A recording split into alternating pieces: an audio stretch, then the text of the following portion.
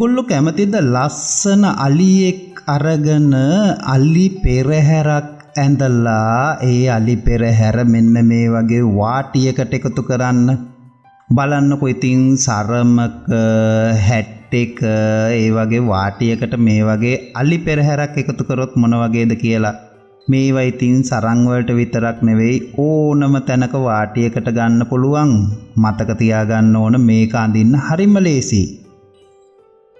අදත් ඉතින් මේ චිත්‍රය අඳින්න අපිට කියලා දෙන්නේ කලන ගීතික සර් තමයි. ඔන්න කලන ගීතක සර්ටත් ස්තුතිවන්ත වෙමින් අපි මේ චිත්‍රය අඳින්නේ කොහොමද කියලා බලමු නේද? ඔන්න ඉතින් මේ චිත්‍රය අඳිනකොට ඔයාලට ඕන වෙනවා දියසායම් ටිකක්. ඔන්න දැන් දියසායම් ඕන වෙන්නේ මොනවද කියලා බලා ගන්න පුළුවන් මේක දිහා බැලුවම. මෙන්න මේ දියසායම් ටික හොයාගන්නකො මේ වැඩේ කරන්න. ඉතින් දියසායම් ටික පැලට් එක වතුර ටිකක් එහෙම එකතු කරගත්තම අපිට පුළුවන් මේ වැඩේ මේ විදියට කරන්න පටන් ගන්න. දැන් ඉතින් ඉස්සෙල්ලාම මේක පැන්සලෙන් ඇඳ ගන්න ඕන නේද? මේක පැන්සලෙන් ඇඳ ගන්න මෙන්න මේ වගේ වාටි මෝස්තරයකට ගැලපෙන විදියට ඉරි දෙකක් ගහ ගන්න ඕන. ඒක මැද තව ඉරි දෙකයි, ඒක මැද තව ඉරි දෙකයි. ඊට පස්සේ මේ අලියෙකුට ගැලපෙන විදිහේ හිස් තැනක් හදා ගන්නටත් ඕන. හරි. ඔන්න දැන් අපි ඒකට ගැලපෙන පුංචි කොළ කෑල්ලක් කපාගෙන ඒකේ මෙන්න මේ විදිහේ ලස්සනම අලියෙක් ඇඳ ගන්න ඕන. ඒ අලිය ඇඳගත්තු කොළ කෑල්ල අපි මේ දාගත්තු මැද තියෙන හැම කොටුවකටම ගැලපෙන හින්දා මේ කොළ කෑල්ල පිටිපස්සේ අපි මෙන්න මේ විදියට පැන්සලෙන් අතුල්ල ගන්න ඕන. පැන්සලෙන් මේ විදිහට පැන්සලේ තියෙන මිනිරන් ටික ගාගත්තයින් පස්සේ මොකද වෙන්නේ? ඊට පස්සේ අපිට පුළුවන් මේ අලියව පිටපත් කරගන්න. අපිට කොහොමත් අලියව පිටපත් කරගන්න ඕන කීප සැරයක් මේ වගේ වැඩක් කරනකොට. එහෙමනම් ඉතින් අපි පැන්සලේ තියෙන මිනිරන් මේ විදිහට ගාගමු. ඔන්න ඉතින් අපි මෙහෙම වේගෙන් ගාගෙන අපි ඇඳගත්තු අලි රූපේ පිටිපස්ස මිනිරන් වලින් ආලේප කරගන්නවා. ඔන්න ඒක තියලා ඒක උඩින් ওই විදිහට පැන්සලෙන් ඇඳගත්තම මෙන්න මේ විදිහට බොහොම අපූර්වට අලියා කීප සැරයක් ඇඳ ගන්න පුළුවන්. ඔන්න ඉතින් දැන් අලියා ලස්සනට ඇඳිලා තියෙනවනේ. බලන්නකො මෙන්න මේ විදිහට හරි ලස්සනට තියෙන විදියනේ.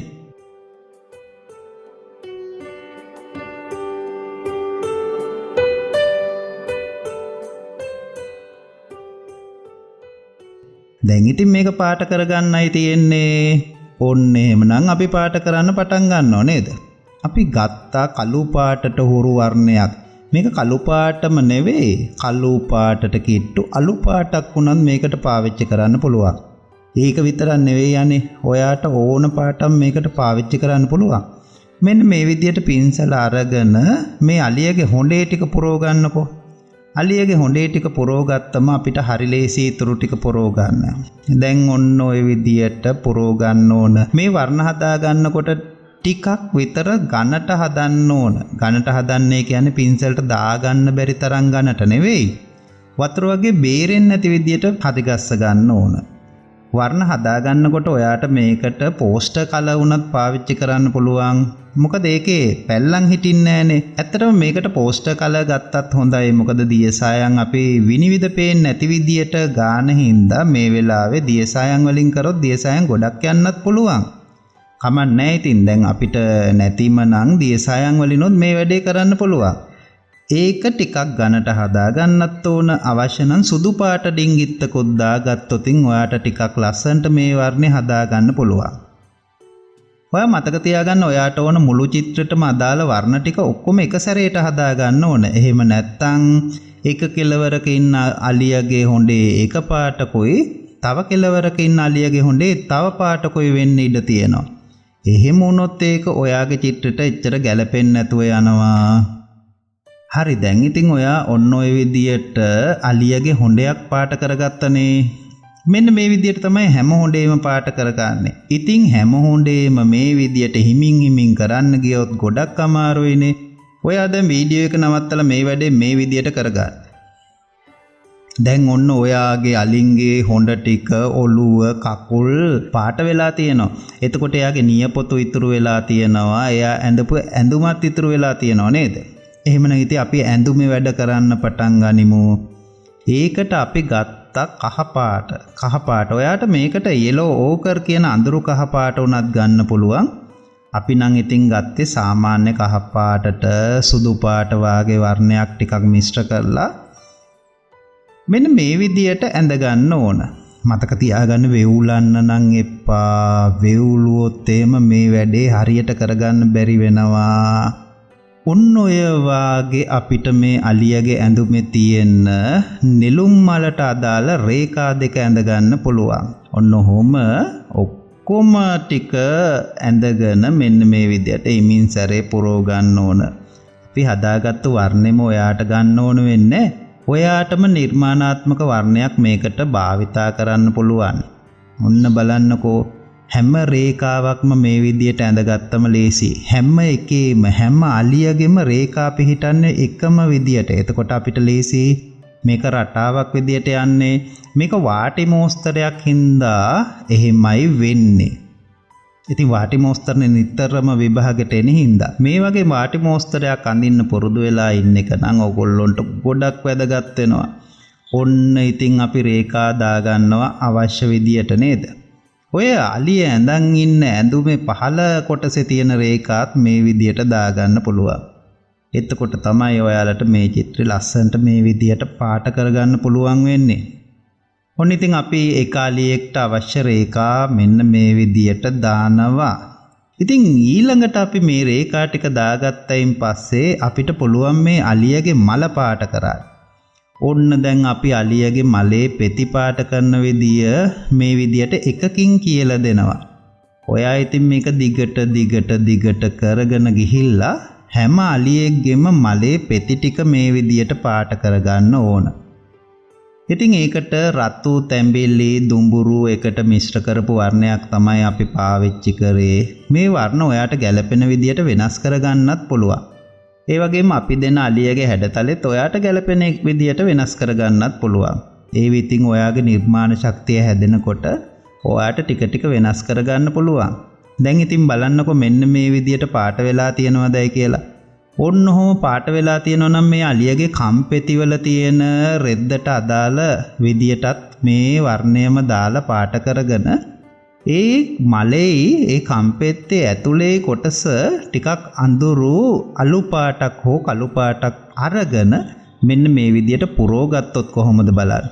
දැන් ඉතින් අලියගේ ඔළුව හොඬේ වාගෙම අලියගේ හොඬේට ඉස්සරහින් තියෙන රෙදි කෑල්ලත් මේ විදියට පාට වෙලා තියෙන්නේ.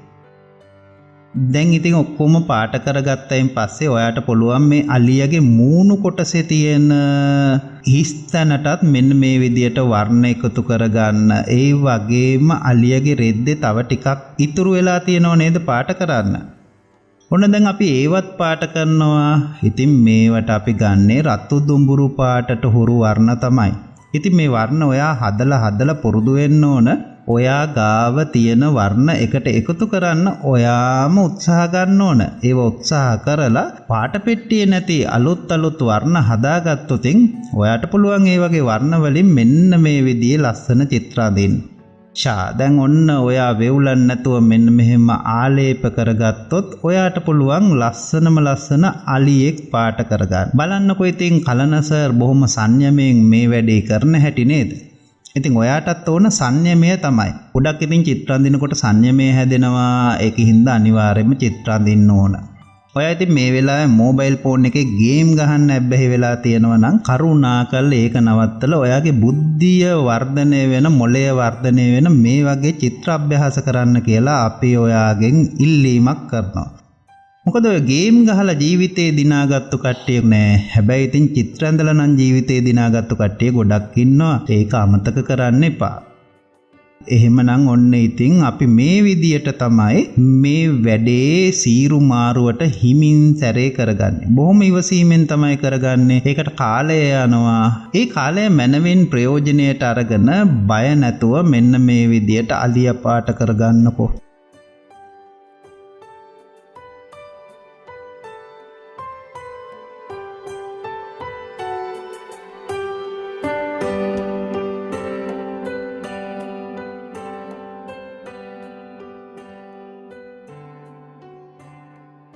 ඔන්න ඉතින් ලස්සන අලි පෙරහැරක් ආවා නේද? මේ අලි ටික ඔක්කොම අපි ලස්සනට පාට කරගෙන තියෙන. දැන් අලියාගේ වටේට ලා කහ පාට රේඛාවකොත් ඔහොම දාගෙන තියෙන්නේ. ඔන්න ඉතින් දැන් අලි පෙරහැර ওই ලා කහ පාට රේඛාවත් වටේට දාගත්තයින් පස්සේ මේ අලින්ගේ අතර තියෙන වර්ණය අඳුරු පාටකින් පුරවගත්තොතින් කොහොමද නේද? හොඳට තියේවි. ඔන්න ඒ වර්ණය පුරවන හැටි. හැම වර්ණයක්ම පුරවනකොට මේ වගේ හැඩතල ගාවට තියෙන රේඛා ටික මුලින් ඇඳගත්තයින් පස්සේ ටිකක් වෙවුලන් නැතුව මැද පුරෝගන යන එක හරිම ලේසි. ඉතින් මේ විදියට වැඩේ කරගත්තම අපිට පුළුවන් ලස්සන මෝස්තරයක් හදාගන්න. ඔන්න බලන්නකෝ දැන් එන්න අපේ මෝස්තරේ ලස්සන වෙන විදිය කොච්චර ලස්සනද මේ මෝස්තර. දැන් ඉතින් මේ වගේ මෝස්තර චිත්‍ර අඳින එක ඔයාට ඉතින් කිරි කජු වගේ නේද?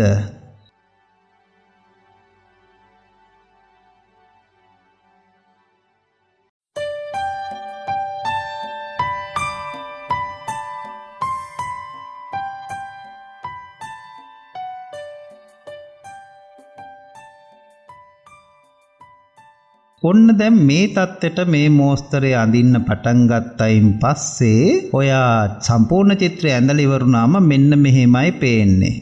ඔය දෙපැත්තේ තියෙනව නේද බෝඩර් එකක් වගේ එකක්. ඒක ඔහොම කහ පාටෙන් ටිකක් පාට කරගෙන ඒක අතරතුර හැඩය මේ වගේ කළු පාටට හුරු තද වර්ණයකින් පුරවගත්තොත් මොකද වෙන්නේ? මොකොත් වෙන්නේ නැහැ. ලස්සනක් එනවා විතරයි නේද? ඔන්න ඉතින් අපි ඒකත් මේ විදියට පුරෝගමු. මේ වගේ තැන් කරනකොට ගොඩාක් ඉවසීමක් තියෙන්න ඕන. මතක තියාගන්න හරිම ඉවසීමෙන් කරන්න ඕන. ඒ වගේම පුංචි පින්සලකුත් ගන්න ඕන. මේ පින්සල අරගෙන මෙන්න මෙහෙම ඉවසීමෙන් කරනකොට ඔයාට ටිකක් වෙලා යනකොට ටිකක් වේගෙනුත් මේ වැඩේ කරන්න පුළුවන් වෙනවා. ඔන්න ඉතින් මේ විදියට අඳුරු වර්ණය පුරෝගත්තයින් පස්සේ කොහොම තියේවිද නේද? ෂහ් ලස්සනයි. ඔන්න ඉතින් අපිට අර මැද තියෙන හැඩතල ටිකත් අපිට අලියට දාපු රතු දුඹුරු වර්ණයෙන් පුරවගත්තොත් කොහොමද නේද? ඔන්න අපි ඒක දැන් පුරවනවා. ඒක සම්පූර්ණයෙන්ම පුරවගන්න විදිය දැන් ඔයාලට බලා ගන්න පුළුවන් මෙන්න මේ උදාහරණය. හරි. දැන් ඉතින් ඔන්න අපි මේ වැඩ ටික ඔහොම කරගත්තම චිත්‍රේ ලස්සනට එන විදිය බලන්නකෝ. ඔන්න දැන් අපි රතු දුඹුරු වර්ණයත් ඔය විදියට පුරවගත්තා. දැන් ඉතින් මේ චිත්‍රේ වේලෙනකොට තමයි ලස්සන එන්නේ. ඉතින් මේ චිත්‍ර ගොඩක් වේලෙනකොට මෙන්න මේ වගේ ලස්සනට එනවා. ඔයාට ඕනනම් ඉතින් දෙපැත්තෙන් තව අතිරේක රේඛා දෙකක් දාගෙන මෙන්න මේ විදියට ලස්සනට චිත්‍රෙම මවා ගන්න පුළුවන්. ඉතින් කලන සර්ට ගොඩක් ස්තුතිවන්ත වෙන්න ඕන මේ වැඩේ අපිට කරලා දුන්නට.